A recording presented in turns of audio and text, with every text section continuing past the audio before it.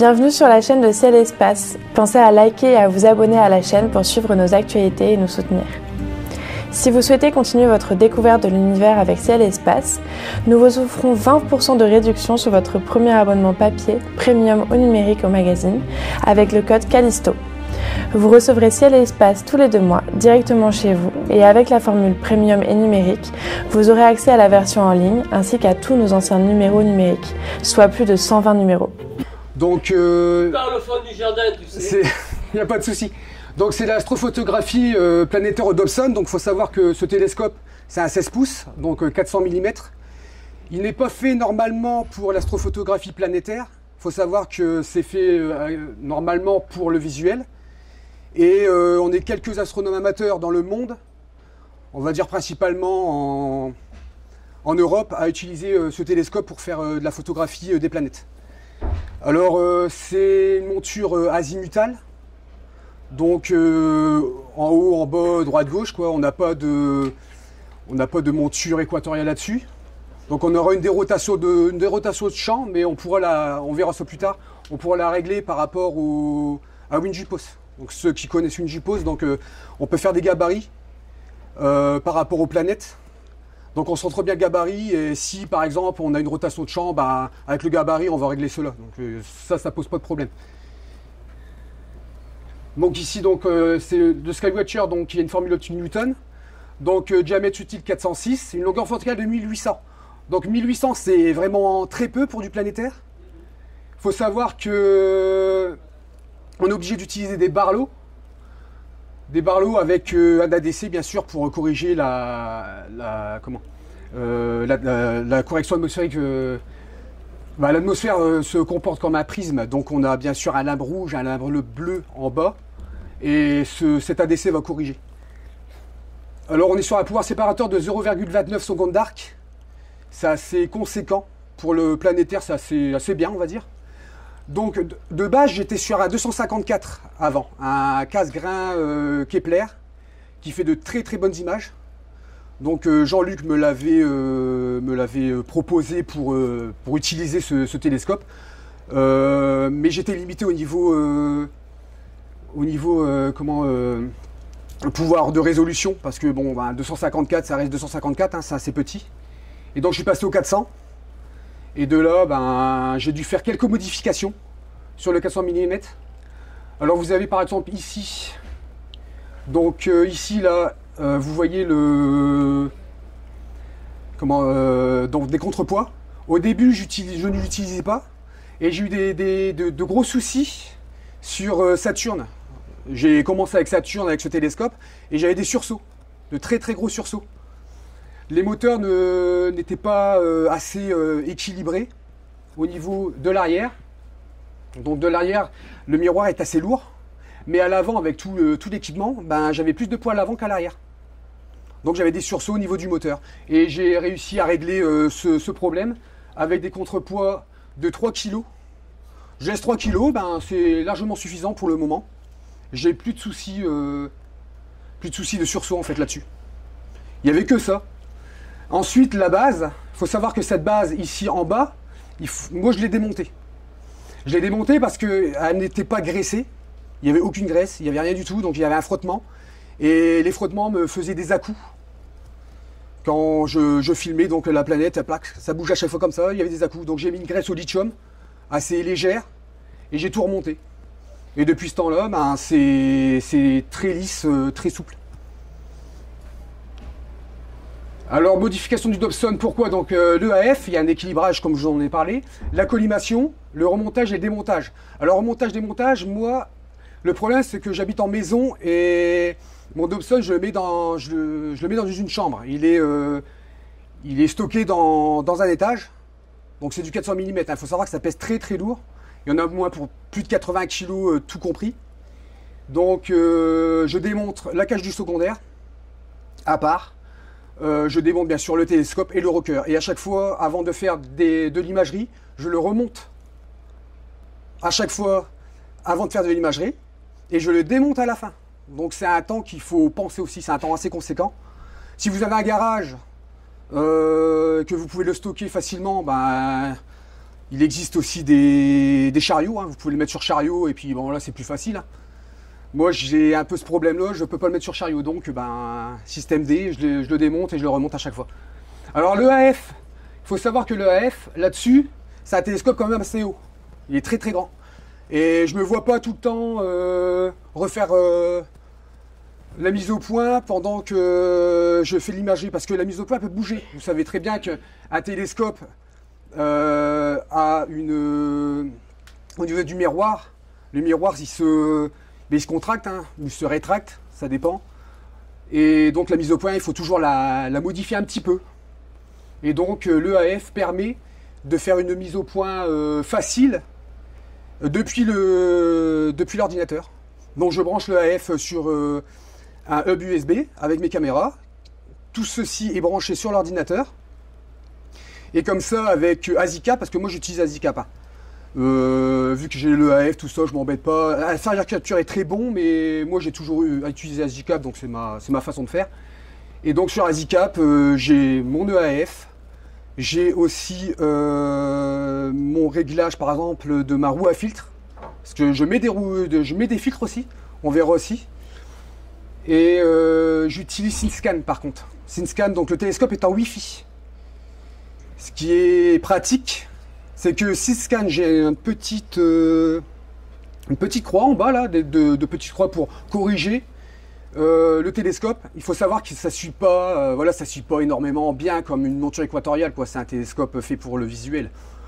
Là-dessus, si vous êtes par exemple à une focale comme moi, c'est une fenêtre assez restreinte. Donc voilà, donc le EAF, hein, tout simplement, monter comme on monte un EAF. Hein. Donc vous n'avez que deux vis et vous montez votre EAF facilement. Alors moi, il est monté à droite. Si vous voyez bien, mon EAF et mon porte-oculaire a été modifié. Je l'ai mis à droite. Pourquoi à droite? Parce que facilement, le ciel suit au niveau droite. Hein. Vous savez bien l'ascension droite, donc les planètes se lèvent à l'est et se couchent à l'ouest. Donc facilement, moi je suis à droite de mon télescope. J'ai tout à droite. Voilà. Comme ça, je me lève facilement. Je fais je règle mon ADC facilement et puis je suis pas embêté comme ça. Tout est à droite. Donc moi j'utilise un bander click-lock, donc avec un réducteur, ce qui permet de bien auto-centrer. Sur ce télescope là, c'est assez important, on va dire. Les trucs d'origine avec des vis, c'est pas pratique. Donc vous aurez toujours un centrage assez précis. J'ai fait des tests, franchement c'est très précis. Donc ça a été monté sur le télescope. Normalement, le gros là ici, c'est du M51. De toute façon, vous verrez, hein, souvent les vendeurs, ils le disent, hein, c'est pour du Skywatcher. Donc là, hop, celle-ci, on l'a vu, donc voilà. Alors, mon chercheur a 3 points. Chercheur, il faut qu'il soit bien précis. Le chercheur d'origine, avec 2 vis, un ressort, perso, j'aime pas.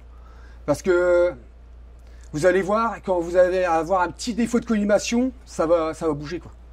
Le chercheur a 3 points, comme ça de chaque côté, donc vous avez 3 vis de chaque côté. Il va permettre de bien centrer la planète. Et si vous avez un défaut de collimation, vous allez le voir tout de suite, ça va bouger. Ça va bouger, votre chercheur, il sera plus. En fait, votre planète ne sera plus dans le chercheur. Donc ça, c'est une aide aussi, c'est une aide que Jean-Luc avait dit dans ses tutos. Donc très importante. Et donc ici, par contre, vous voyez le click-lock, en fait, il ressort. Il ressort parce que bon, il y a vous avez une mise au point en fait qui est plus importante. Comme ça, vous n'arriverez jamais à faire la mise au point si vous mettez directement en 2 pouces. Il y a toujours un back focus. Donc à l'intérieur, j'ai ajouté une bague en T2, en 2 pouces, qui est vissée sur le bader. Le bader, vous pouvez le visser, il y a du T2 dessus. Donc c'est plus pratique. Donc là-dessus, vous avez que du click-lock. Comme ça, vous avez un centrage parfait. C'est important, parce que pour la collimation, ça va vous permettre après, en faisant une collimation laser, vu que moi, je ne fais plus, pour le moment, je ne fais plus de taches d'airi. Donc je vous en reparle là après. Alors, bon, c'était équilibrage, j'en ai parlé tout à l'heure. Donc moi, je prends des poids pour cheville, c'est tout simple. Et c'est tenu par une sangle en fait. Une sangle, je la serre. Et comme ça, au moins, je ne suis pas embêté. J'ai mis ici un... Vous verrez après, normalement, j'ai la photo.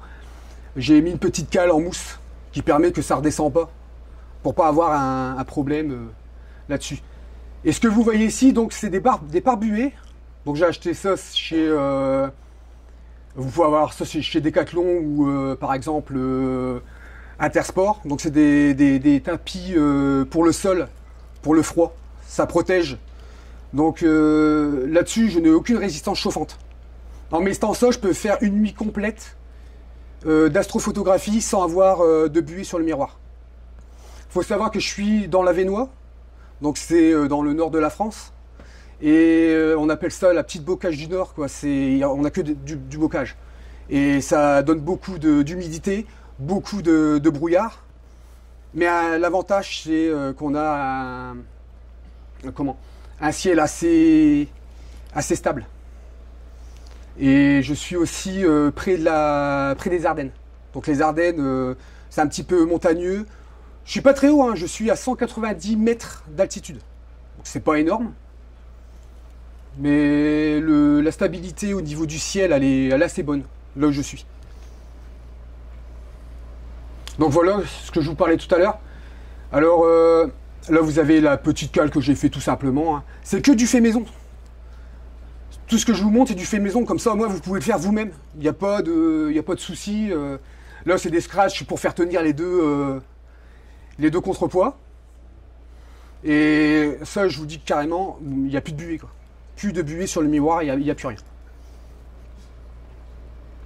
Ah oui, voilà, donc montage et démontage. Donc le montage et le démontage de la cage du secondaire sont primordiaux pour faciliter le transport et garantir une bonne tenue de la collimation.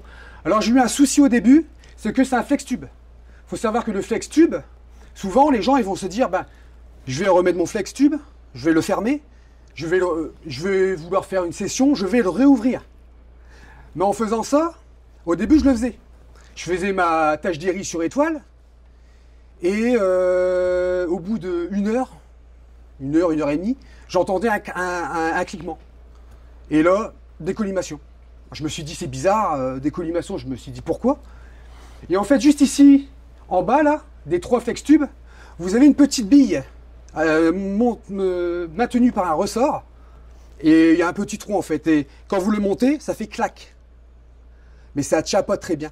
Si vous avez la cage du secondaire avant, avec, c'est pas terrible. Il faut savoir que en démontant la cage du secondaire, l'avantage c'est que vous allez monter un par un vos tubes. Vous allez voir que ça va aller jusqu'à la butée, et là vous allez bien le serrer. Mais par contre, il faut le serrer, serré quoi. Pas jusqu'à bêter la vis, hein, mais bien le serrer. En serrant ça, vous êtes sûr d'avoir les 3 tubes parfaitement serrés, parfaitement droits. Et ensuite, vous allez monter votre cage du secondaire.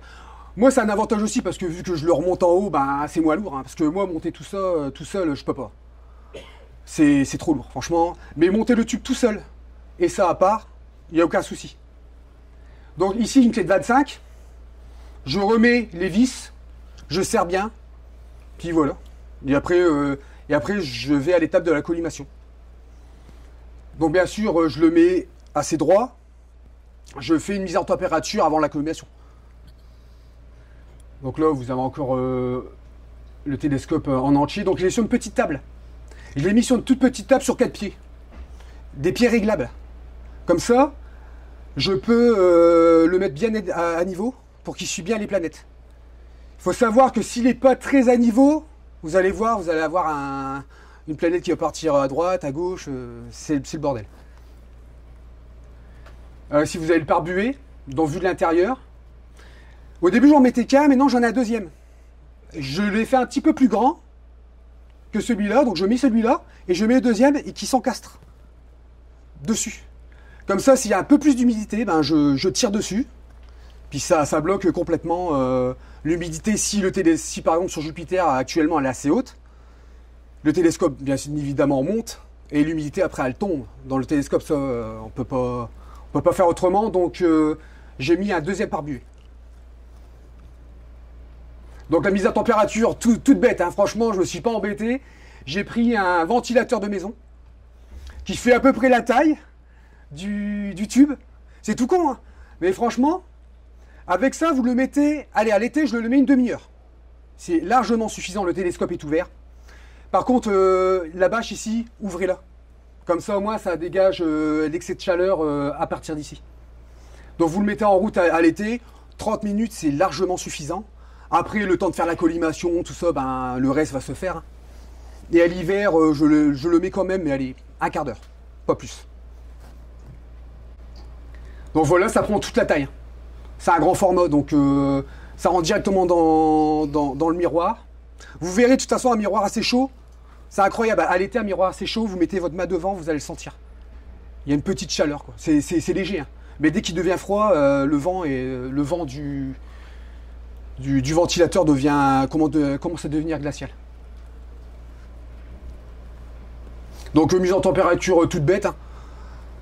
Facile parce que j'avais un Schmidt casse-grain avant. Je peux vous dire qu'au bout de 2 heures, 2 heures et demie, c'était pas encore ça, quoi.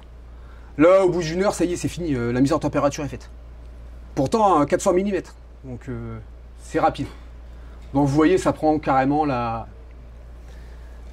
taille. Donc c'est complètement ouvert. Vous voyez le miroir en fait derrière. Vous avez les vis de collimation qui n'ont pas été modifiées. C'est les vis de collimation d'origine, ça fonctionne très bien. La modification, on pourrait mettre un ressort en plus, mais ça fonctionne bien comme ça. Je vais le laisser comme ça. Ça sert à rien de modifier pour faire pire que mieux, quoi. Alors la collimation, donc au laser de collimation, réglage du secondaire et du primaire, astuce avec Barlow correctrice. Donc j'ai discuté avec, pour ceux qui connaissent, Marco Lorenzi. Il est situé à Singapour. Bon, il a un télescope de 21 pouces, hein, c'est quand même du haut de gamme. Et lui, il faisait aussi avec une PowerMic x5 avant. Mais il avait des petits défauts de, comment dire, de collimation, mais légère. Il faut savoir que j'ai utilisé sa formule. Donc il a contacté APM qui est en Allemagne. APM fabrique des Barlow Coma Corrector. Donc ce sont des Barlow qui corrigent la coma. Ces Barlow là sont donnés à un facteur de 2,7. 2,7 c'est assez léger pour moi, donc 2,7 c'était pas suffisant. Il fallait un tirage assez important. Plus de tirage, c'était pas si bon que ça. Donc il me fallait par exemple une solution pour arriver à x5 en corrigeant complètement la coma. Donc, il a fait une demande à APM pour y faire une correction en faisant x5, mais avec 2 Barlow. Donc, avec cette correction-là, on arrive à avoir une tâche d'Airy comme ça, juste en faisant une collimation laser. Bon, il faut savoir que la collimation laser, il faut la faire précisément quand même. Il ne faut pas être hors de l'axe, il faut quand même la faire précise. Vous la faites bien précise.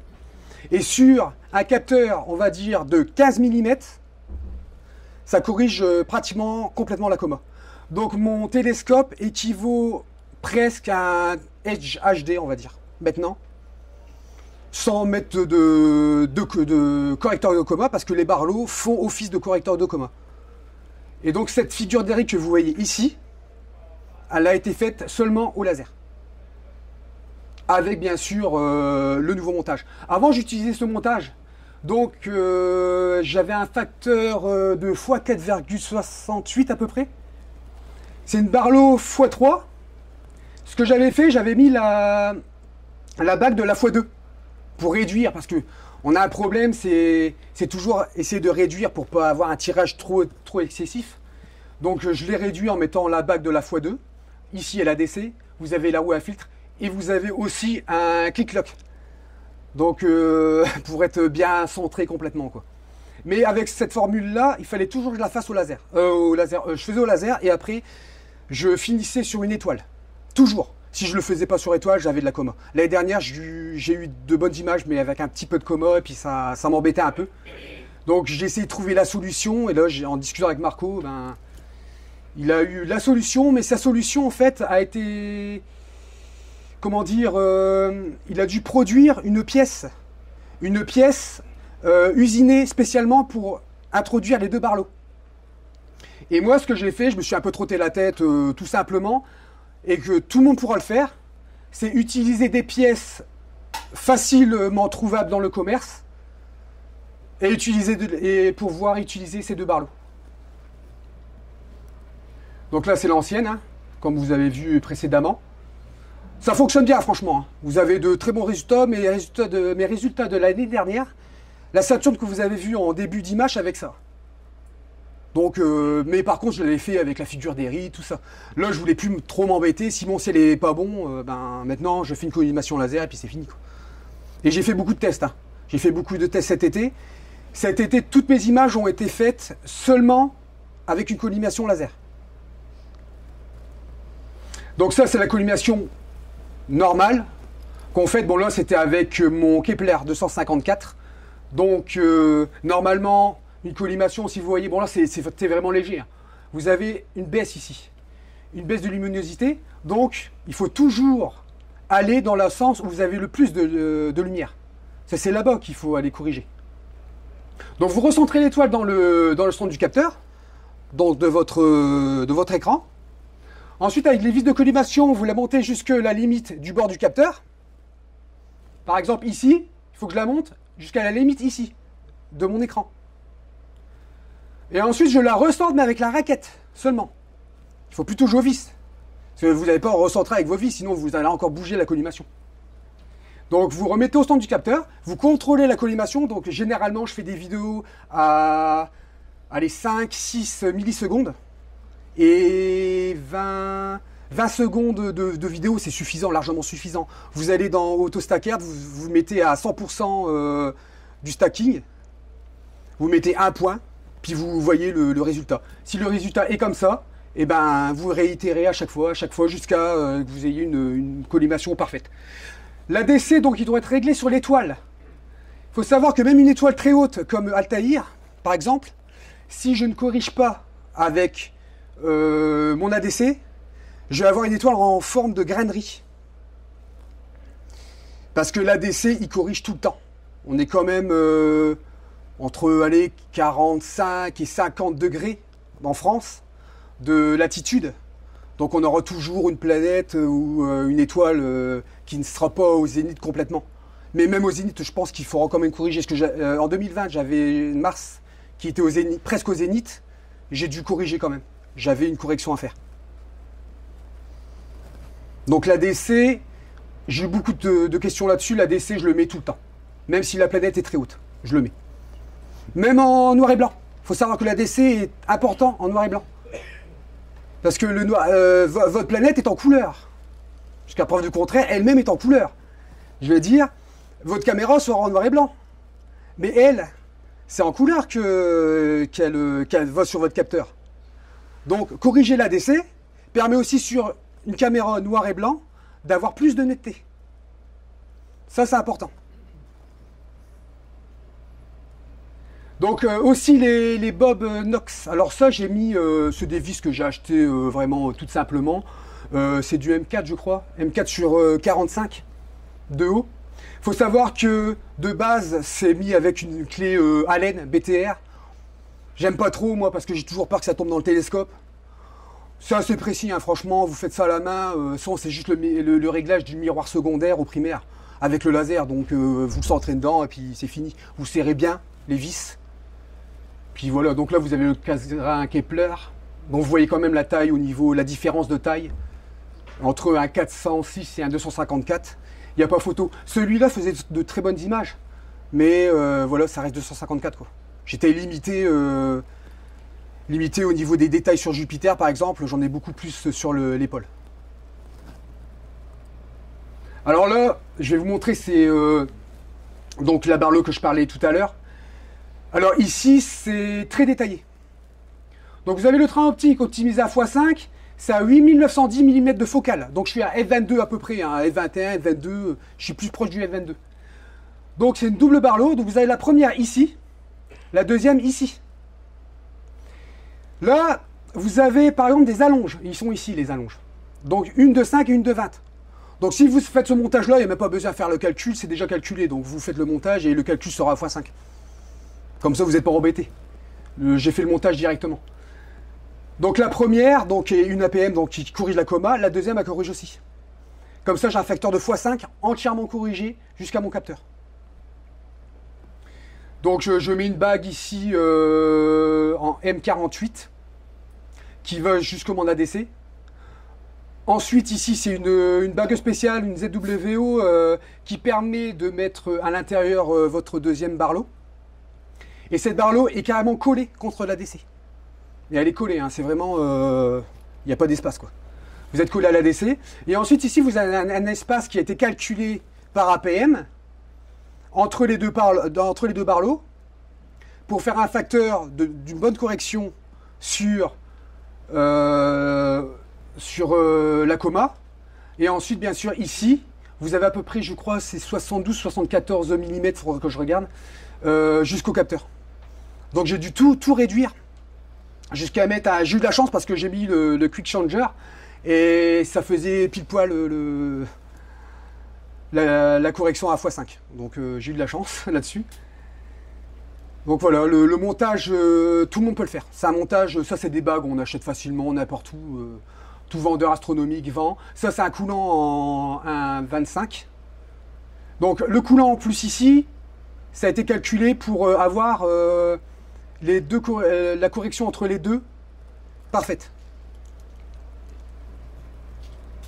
Donc là vous l'avez en plus gros, hein, donc du M48 et 42 à l'intérieur. Pour ceux qui veulent le montage au cas où. Et là vous avez la suite donc du montage. Alors ça, c'est Marco Lorenzi. Donc j'ai demandé, il veut bien, donc il m'a passé son montage à lui. Alors son montage, c'est assez spécifique. C'est que lui, il a dû faire une pièce pour mettre les deux barlows à l'intérieur. Donc vous avez une barlow ici qui est vissée normalement ici, et l'autre barlow elle est vissée à l'intérieur. Mais moi c'est le même système, à part que c'est un système que tout le monde peut faire. Alors que lui, ben, il faut le faire par un tourneur fraiseur ou une personne qui peut vous faire cette pièce, quoi. Donc c'est un peu plus compliqué et je veux dire c'est une pièce qui est faite à l'unité, donc ça doit coûter assez cher.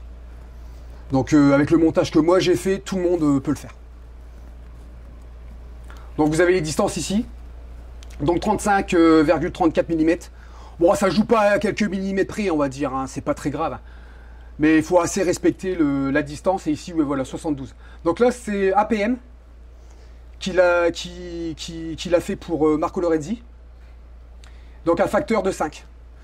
Non, APM, ils les vendent. Ils les vendent en 2 barlows correctrices, mais le facteur est de à peu près 6,25. C'est beaucoup trop fort pour nous. 5 fois sur le 400, c'est bien.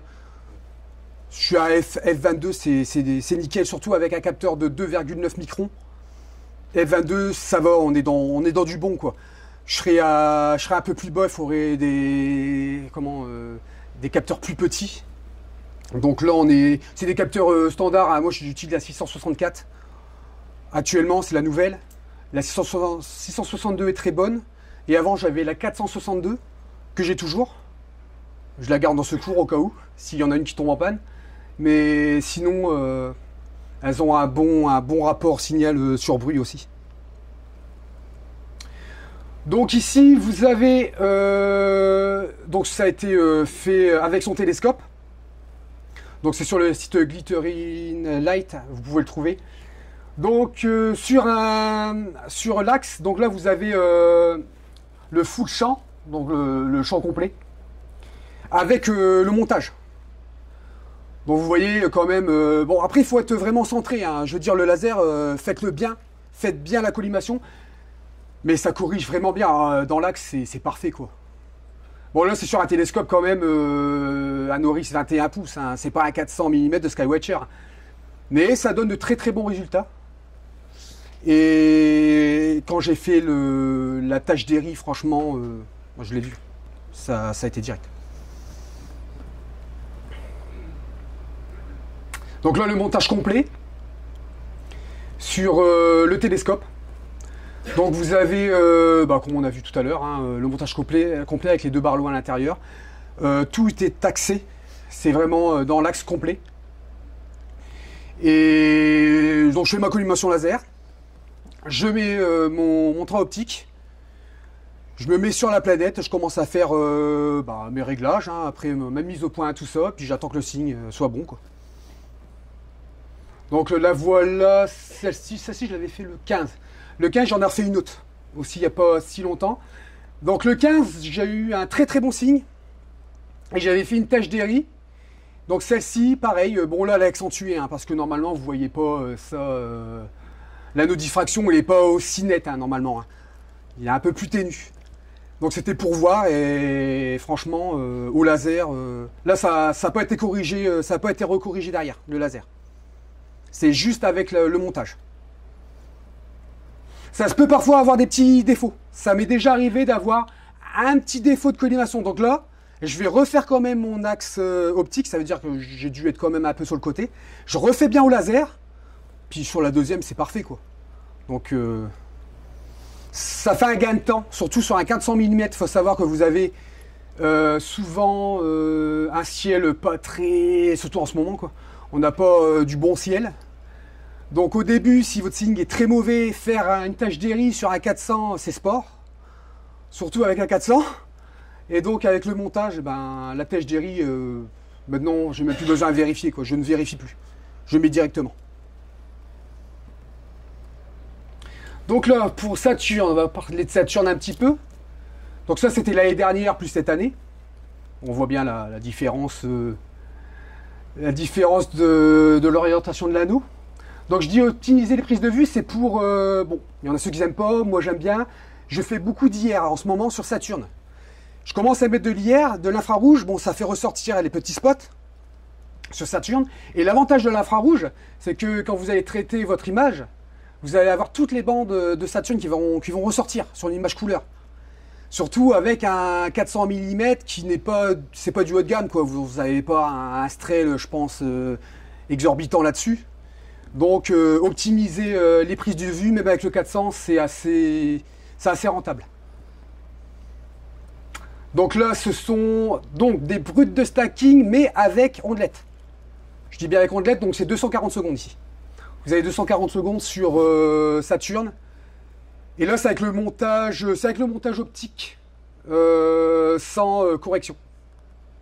Donc faites directement sans correction. Après, attention, le signe peut vous faire aussi des tours, hein. Si vous avez un satellite, par exemple, qui est un peu dédoublé, ça peut arriver que c'est le signe aussi, hein, que c'est pas votre correction qui a été mal faite, hein. Donc là, ça suit, hein, ça la suite. Voilà. Donc là, c'est un peu moins bon, un signe un peu moins bon, vous le voyez, hein. Parfois, ça change d'un coup. C'est tout. C'est comme ça. Et là, l'image finale au niveau des rotations. Donc vous avez quand même l'anneau très propre. Vous avez la division de Cassini, vous n'avez pas de bavure. Bon après, en ce moment la division de Cassini est assez difficile à voir. Mais c'est très propre pour un télescope comme ça, quoi. Donc après vous pouvez optimiser, hein. Là par exemple, je ne sais pas si vous le voyez, mais il y a un petit spot ici qui se balade en bas. Et quelques-uns, mais sur WinGPose par exemple, on peut faire des dérotations et faire ressortir un peu les spots en infrarouge. Donc l'infrarouge c'est assez bien. Donc là par exemple, sur un grand champ, bon là c'était l'année dernière, donc là je l'avais fait sur une figure d'airy. Bon, le signe n'était pas top, hein. On voit quand même qu'il n'y avait pas vraiment la division d'Aine qui sortait très fortement. Mais le grand champ, par exemple, sur ces télescopes-là, vous pouvez faire du grand champ. C'est ça qui est bien. Avec une caméra... bon, là, c'était avec la 462 MC. Donc là, vous avez tous les satellites de Saturne.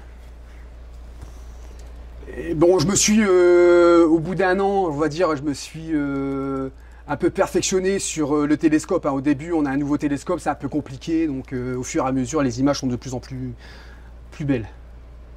Donc ça, c'était avec l'ancien montage, hein. Donc l'ancien montage était déjà très bon.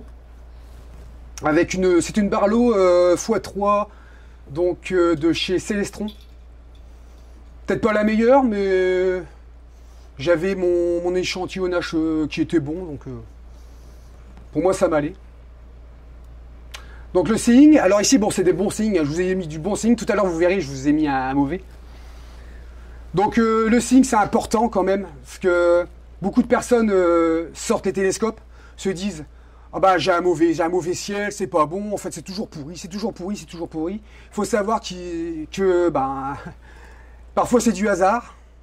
On va voir un jet stream assez fort, bah, on va avoir du bon signe, on va avoir un jet stream assez mauvais, bah, assez bas, même assez bas par exemple, bah, on aura bah, du mauvais. Là, par exemple, tous ces signes-là ont été faits sur un jet stream entre 20 et 25 mètres secondes.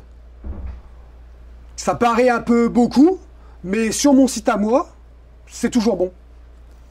Bon, je ne sais pas pourquoi, peut-être que ben, ça dégage un peu les cellules de convection, ou je sais pas, mais c'est toujours bon en fait.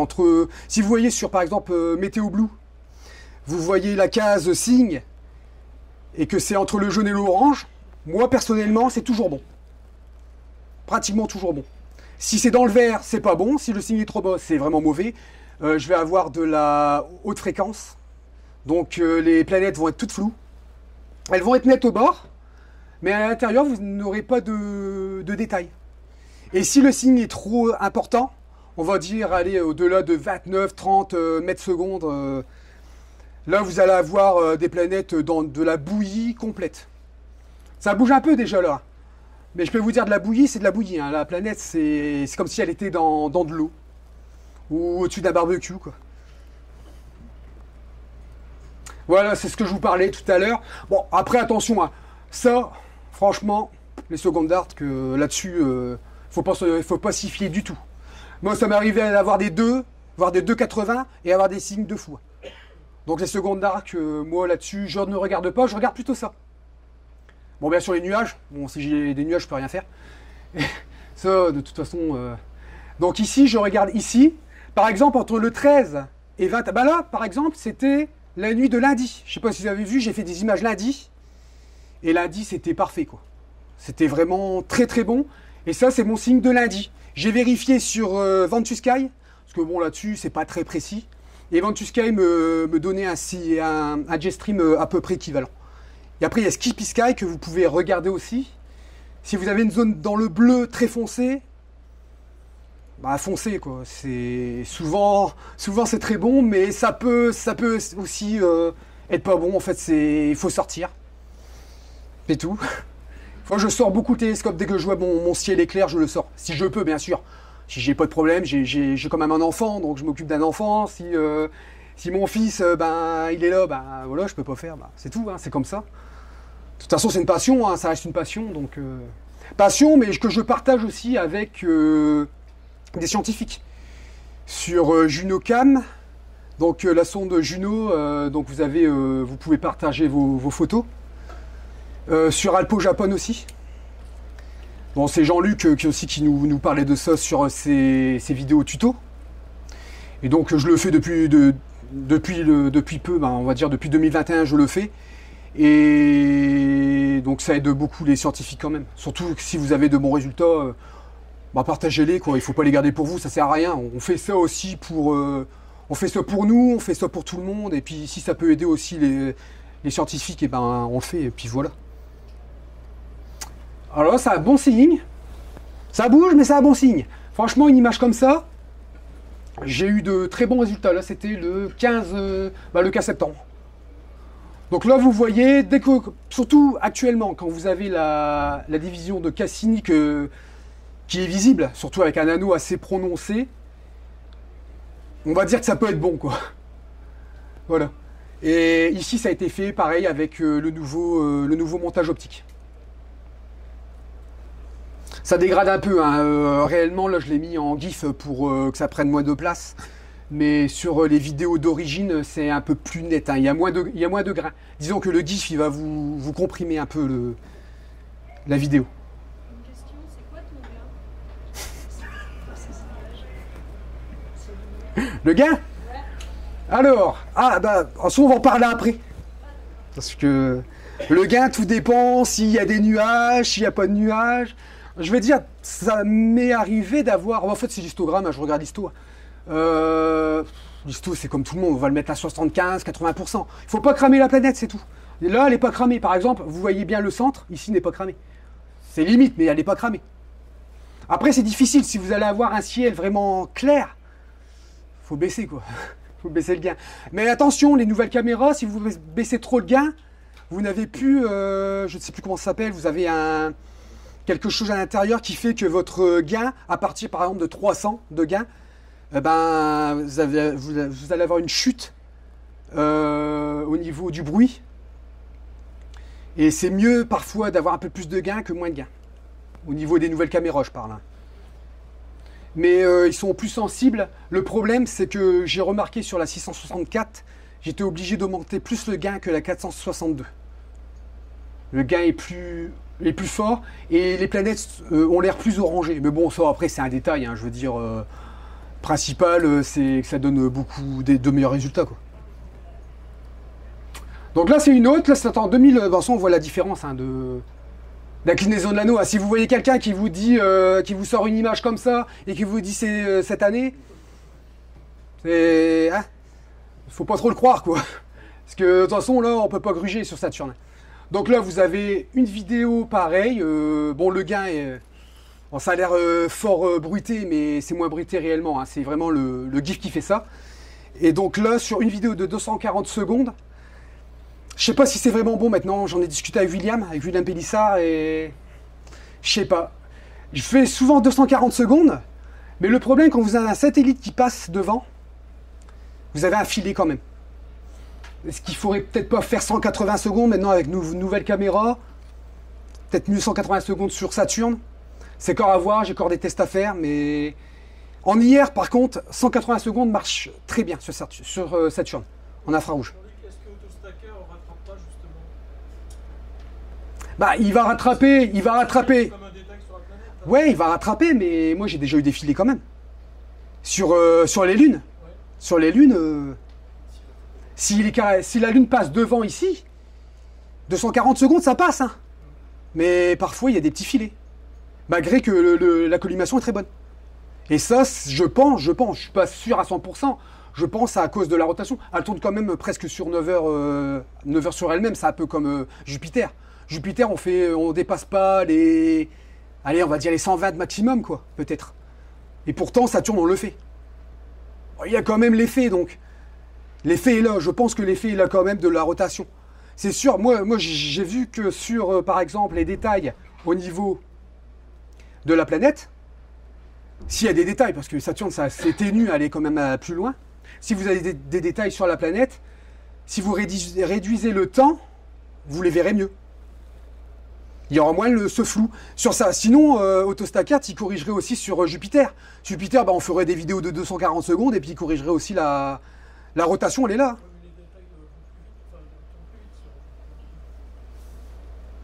Bah, ici, c'est pareil, elle tourne presque à la même vitesse. Bah, ça à voir. Je ferai encore des tests. De toute façon, j'ai encore le temps. Je suis jeune, hein, j'ai encore le temps de faire des tests. Je suis pas loin de... je suis pas encore à la retraite. Hein. À 33 ans, je pense que d'ici là, j'aurai un 500 ou un 600. Hein. Ah, j'espère. Voilà, donc là, c'est stacké. Bon, ça a l'air fort, hein, comme ça, mais bon, c'est l'image qui fait ça. Voilà, donc là, vous l'avez, et hop, voilà. Tac.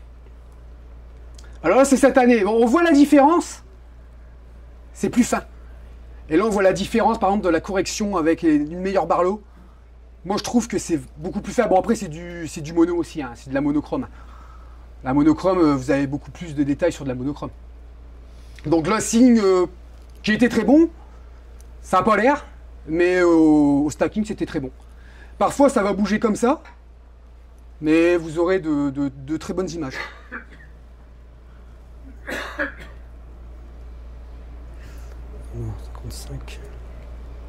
Donc voilà, donc c'est ce que je parlais, hein, entre 140 et 240 secondes sur Saturne. Donc je mets entre 15 et 20 millisecondes. Faut savoir que en dessous, ça ne sert à rien. Ça va plus bruiter, on va dire, la planète. Et 20 millisecondes, je trouve que c'est bien. Je suis à 50 images, environ 50 images secondes. C'est parfait, quoi. Et sur des vidéos bon, de 4 minutes unitaires. Donc là, je dis des brutes de stacking. William a fait la réflexion, les gens vont penser que c'est des directs sortis de... C'est pas sorti direct comme ça. Là, il y a de la ondelette, hein, quand même. Et là, c'est une. Là, par contre, elle n'est pas du tout faite avec de la dérotation. Là, j'ai eu un signe tellement. C'était le 6 septembre 2023. J'ai eu un signe de fou. Bon, je sais pas, ça est tombé comme ça d'un coup. Et là, c'est une monochrome sur 240 secondes. Avec, bien sûr, collimaté aux petits oignons comme il faut, quoi. Donc là, c'était avec la Barlow x3. Barlow x3 aussi. Mais bien collimaté, quoi, avec un très bon signe. Et ici, c'est avec la nouvelle, le nouveau montage. Bah, le résultat est très bon, en fait. J'ai pas, là, il n'y a pas de bavure de chaque côté. C'est parfait, c'est pas masqué, hein. Je veux dire, là, c'est vraiment sorti ondelette et puis basta, quoi. Alors ça, c'était en 2023. Donc, je vous montre vite fait hein, des photos de Saturne. C'était en 2023, pareil. Donc là, vous avez que de la couleur. Voilà, là, c'est que de la couleur. Si vous mettez le monochrome, vous allez pouvoir taper un petit peu plus dans les détails. Mais franchement, bon après avec l'ancien modèle optique, franchement c'était bon. Hein. Le seul truc c'est faut toujours faire une collimation précise sur étoile et ça prend du temps. Là c'est cette année. Donc avec le nouveau montage optique. Non pas encore, c'était encore avec le montage x3, je crois. Ouais en juin. Donc montage x3, donc collimation pareil. Aux petits oignons avec la tâche des riz et fait sur le primaire. Ça, c'était encore en 2023. Donc, vous voyez, hein, franchement, du bon signe, on en a. Hein. En France, je pense qu'on en a quand même. Hein. Il y a... Voilà, quoi. Je vous ai pas tout montré, mais j'en ai énormément. Il faut sortir. Il faut faire des sorties, quoi. Mais en ce moment, c'est vrai que c'est difficile. Il y a des nuages aussi. Surtout dans le nord. Bah, dans le nord, en ce moment, je suis un peu épargné, mais ça dépend du... Sur Paris, par contre... Voilà, quoi. Je me tais. Alors voilà, donc celle-ci... Bon là, c'était très très bon signe. Donc vous voyez que le 400, franchement, il n'y a pas à dire. Donc vous avez... la division d'Encke, bon, je pense qu'il n'y a pas de doute là-dessus. Et une planète très nette. Donc vous avez de la monochrome là-dessus. Vous avez de la monochrome, normalement il doit y avoir 3 images monochrome et le reste de la couleur. Donc je fais de la couleur avant, je mets de la monochrome au milieu, je refais de la couleur après. Et moi je balance tout dans WinJPOS. Je m'embête pas. Je vais pas faire un traitement spécial monochrome. Traitement couleur et assembler ensemble. Je mets tout, par contre, en suivant. Je suis, bien sûr. Et WinJPOS, il traite, quoi. Il fait directement la chose. Donc, avec la 290 que j'ai toujours. Il y a la 462 mono qui est tombée l'année dernière.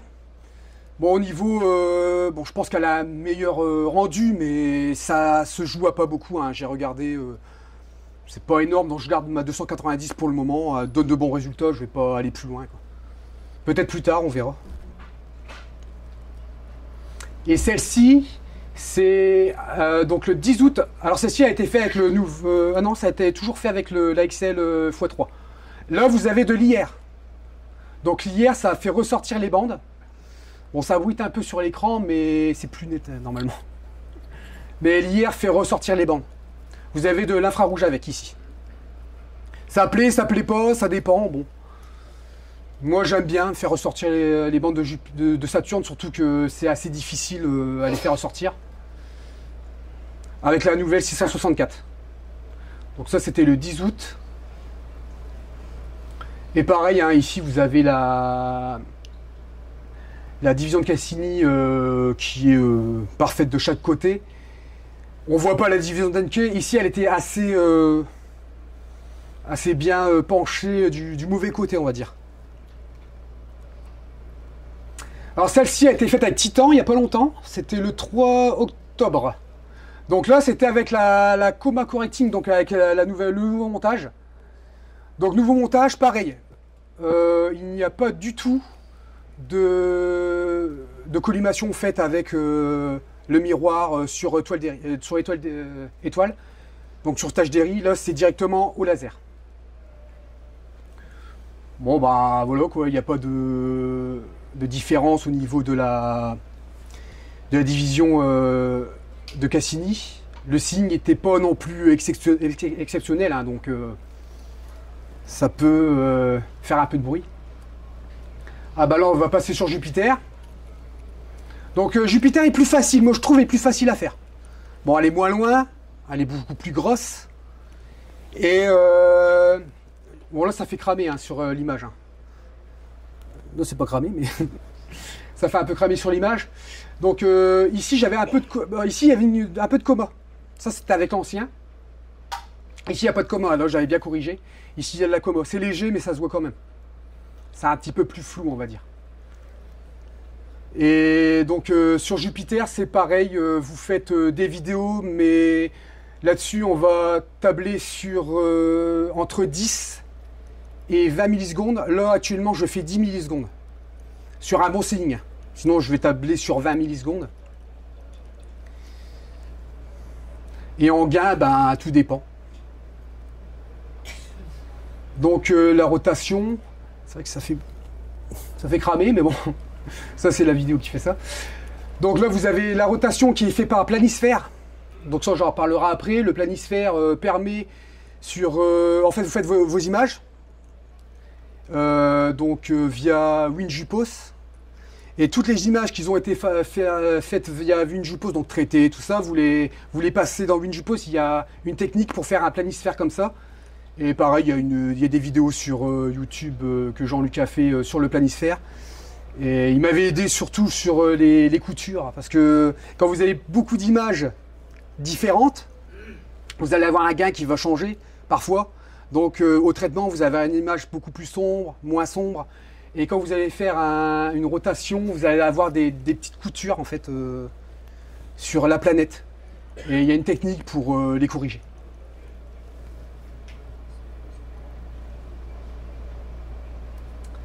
Donc ici, c'est une vidéo alors c'est pas de l'IR, c'est pas de l'infrarouge, c'est du Sloan. Donc le Sloan, c'est une bande passante qui coupe le spectre en plusieurs parties. Parce qu'il n'y a pas que le G' et le R'. Le G', c'est du bleu au vert, à peu près au jaune, on va dire, vert-jaune. Et le R', c'est du jaune au rouge. Donc il vous coupe le spectre en deux. Moi, il me donne de meilleurs résultats, j'ai un meilleur contraste grâce à ça. Et de base, Jean-Luc l'avait utilisé pour mieux corriger l'ADC. Parce que si vous avez un problème au niveau de l'ADC, si l'ADC est mal corrigé dans le bleu, ben, vous allez avoir le meilleur dans le bleu, ou sinon dans le rouge, ben, le meilleur dans le rouge, et ça coupe le spectre en deux. Et l'avantage de faire ça, c'est que dans WinJupos, vous n'êtes pas embêté. Vous mettez toutes, comme sur Saturn, hein, vous mettez toutes vos images directement, et ça va vous sortir, ça va compiler, quoi. Donc là, c'est de l'infrarouge. Ah, c'est pas de l'infrarouge, c'est du R'. Donc voilà, donc les prises de capture sur Jupiter. Donc pareil, donc de 60 à 120 secondes. Là, normalement, je fais 75 secondes, mais maintenant, j'ai limité à 60 jusqu'aux dernières. 60 secondes. Je sais pas si ça joue. Meilleur résultat sur 60 secondes. Peut-être que le signe était meilleur. Mais je vais rester à 60 secondes. Entre 60 et 65, 75 c'est bon. Bon, maintenant, AutoStacker peut régler jusqu'à 120 secondes. Ça pose pas de problème particulier. Oui 5 minutes. 5 minutes qui reste? Ah bah ça va. Donc ici vous avez du R', du G' et du L. Et là c'est de la couleur, tout simplement. Donc vous voyez quand même que là vous pouvez avoir de très bons détails. Bon, la G' n'était pas la meilleure. Après c'est pas un télescope non plus exceptionnel, hein. Donc vous n'allez pas avoir un G' parfaite, mais ça va vous augmenter le contraste. Donc voilà, donc les Sloan, donc les G' et R', nous on va prendre ces deux-là en planétaire, principalement, pour couper le spectre en deux. Comme ça vous fait une L en fait. Mais moi je mets par exemple, je fais couleur, une L, une G', une R', je remets par exemple une L, en noir et blanc bien sûr, et après je remets couleur. Comme ça, dans mon traitement, je ne vais pas être embêté d'avoir pour la saturation. Ça sera parfait.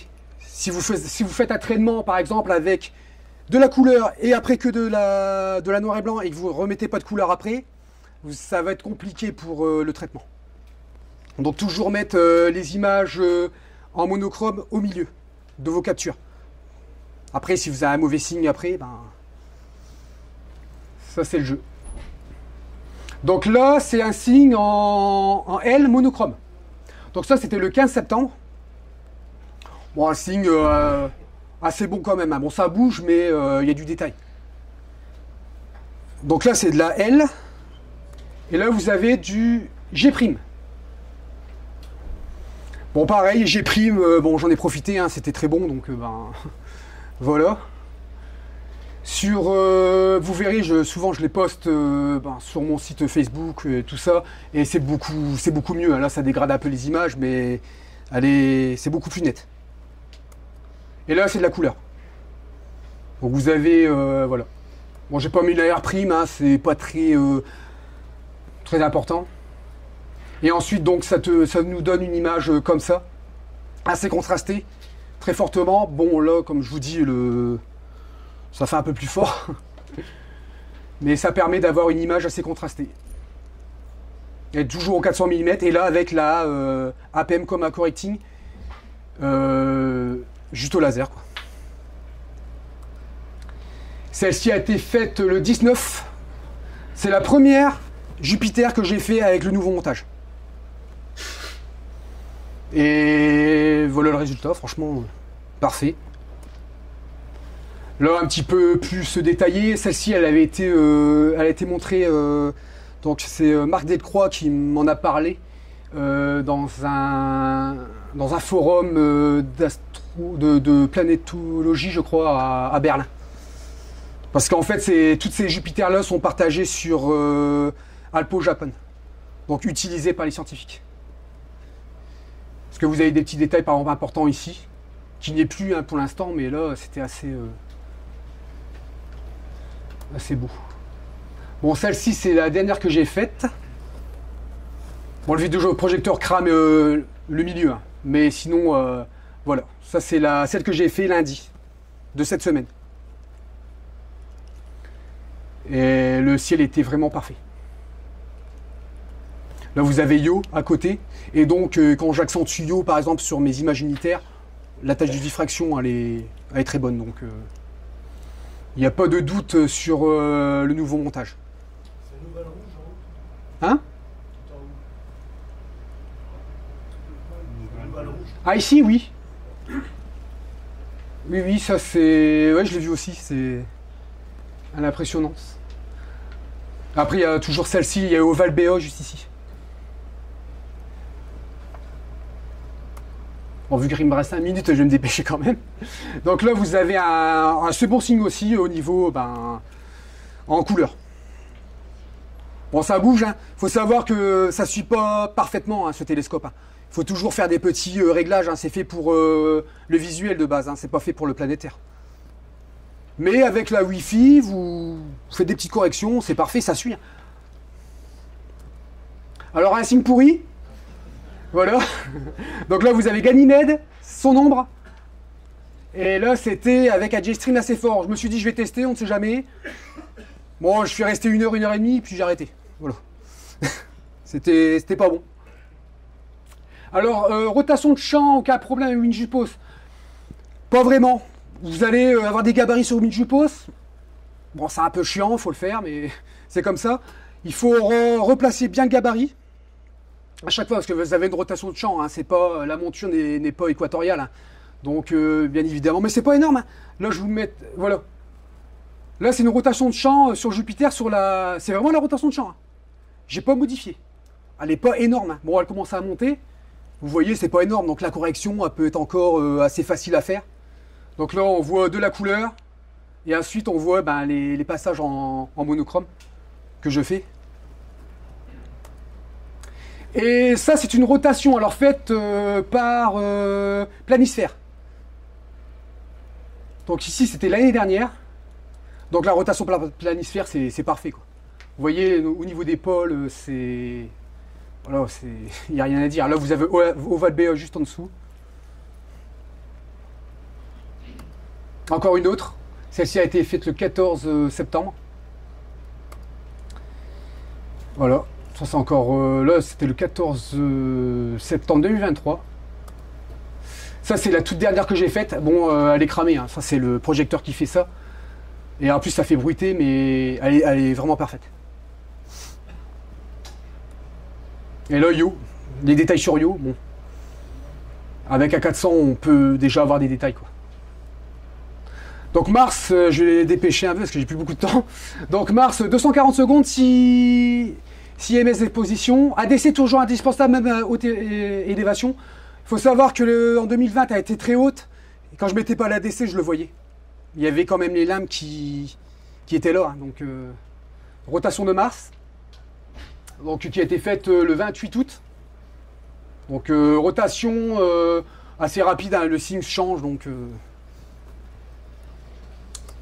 et voilà Mars. Donc normalement, j'ai la rotation, la dernière que j'ai faite. Et des Mars, bah, vous en avez plusieurs. Et la toute dernière ici. Donc là, c'était le 4 novembre 2024. Voilà. Et merci. Bon, ça c'est Xavier. Hein. Il y a un Belge qui m'a dit de faire ça. Je vous le dis. C'est Xavier. Hein.